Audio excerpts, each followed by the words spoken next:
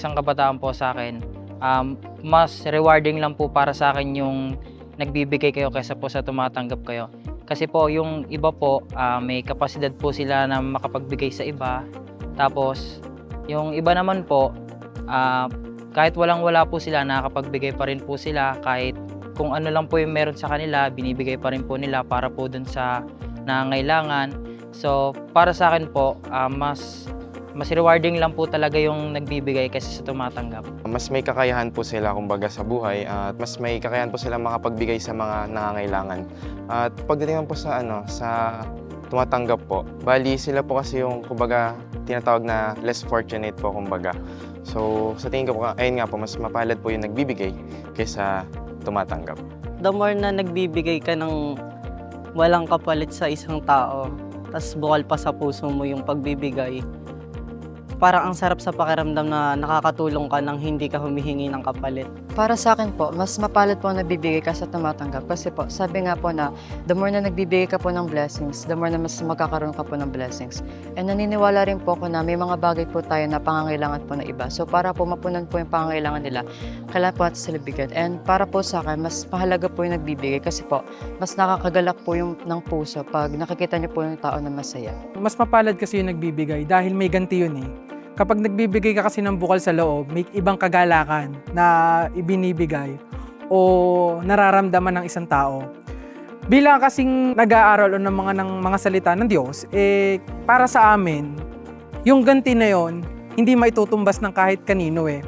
Yung nakakapagbigay ka ng may galak at may saya sa kalooban mo, yun yung utos eh. Utos yun ni Kristo. Lahat ng mga tao, gawa natin ng mabuti. Nakakapagpatibay o pagpaboost ng moral ng tao. Kapag halimbawa nakakatulong ka, yung nakikita mo na yung paggawa mo hindi sa pilitan, hindi dahil napipilitan ka, kundi dahil sa gusto at ng puso mo. Sa akin kasi yung fulfillment kapag nakakapagbigay ka. Example na lang siguro yung nakita ko doon sa baba ng office namin. Parang nanghihingi siya, wala man akong pera na material na ibibigay sa kanya. Ang ginawa ko na lang is, muha na lang ako ng pagkain na meron ako at ayun ang binigay ko sa kanya. Parang kumbaga yung fulfillment, kumbaga yung saya sa kalooban kapag nakakapagbigay ka at yung makikita mo yung tao na pinagbigyan mo natuwa dun sa ginawa mo.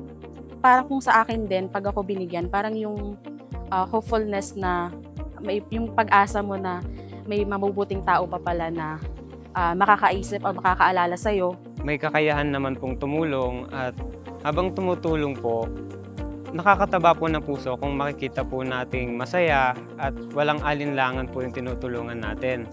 Nakakataba rin po ng puso kung bukal po sa loob natin na tumulong at wala pong alinlangan. Example po, nagbibigay po ako tapos yung binagbigyan ko po, masaya po, tapos nakikita ko po yung ngiti sa mukha nila. Mas nakakataba po ng puso yun kaysa po yung nagbibigay po tapos nakasimangot pa po. Sa mga pag-aaral sa larangan ng neuroscience at psychology, ang pagbibigay at pagtulong sa kapwa ay hindi lamang nakabubuti sa tumatanggap, kundi may positibo rin itong epekto sa nagbibigay. Ipinapakita ng siyensya na ang paggawa ng kabutihan ay maaaring mag-activate ng bahagi ng utak na may kaugnayan sa reward at emotional well-being. Kaya nagkakaroon ng mas malalim na pakiramdam ng fulfillment, connection, at nakatutulong mapababa ang stress levels. Pero bakit kaya sinasabi ng Biblia na mas mapalad ang nagbibigay kaysa tumatanggap? Bakit lalong mapalad yung nagbibigay kaysa sa tumatanggap? Basahin natin ang 2 Korinto 9:10. At ang nagbibigay ng binhi sa naghahasik at ng tinapay na pinakapagkain ay magbibigay at magpaparami ng inyong binhi upang ihasik at magdaragdag ng mga bunga ng inyong katuwiran. Pagka pala nagbibigay ka, meron pang mas mahusay kung magbigay kaysa sa'yo eh. Yung nagbibigay ng binhi sa naghahasik, yung nagbibigay ng tinapay na pinakapagkain, merong nagbibigay na hindi nangangailangan mong gantihin eh.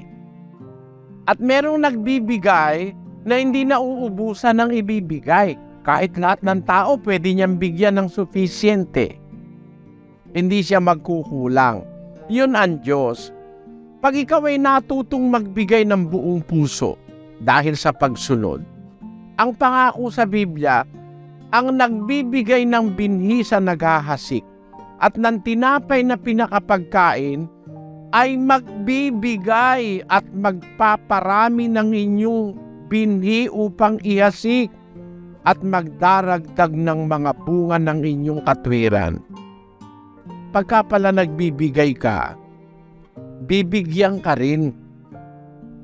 At ang magbibigay sa'yo na dapat mong asahan, huwag kang umasa ng ganti sa kaaway, huwag kang umasa ng ganti sa kapatid na binigyan mo, huwag kang umasa ng ganti ng papuri sa kanino mang nabigyan mo, huwag kang umasa na ikaw ay gantihin nila ng anumang bagay. Dahil merong nakareserbang gaganti eh. Kaya nga mas mapalad ka kasi ang magbibigay sa'yo wala kang maipipintas. Baka yung ibinigay mo nga may maipintas pa eh. Pero yung magbibigay sa'yo ng tinapay na pinakapagkain at ng binhi upang ihasik, walang kakapinta-kapintasan kahit kapiraso. He is always sufficient and He can give you more than what you have been giving to others. Yun ang Diyos. Kaya mapalad ka, biro mo bigyan ka ng Diyos.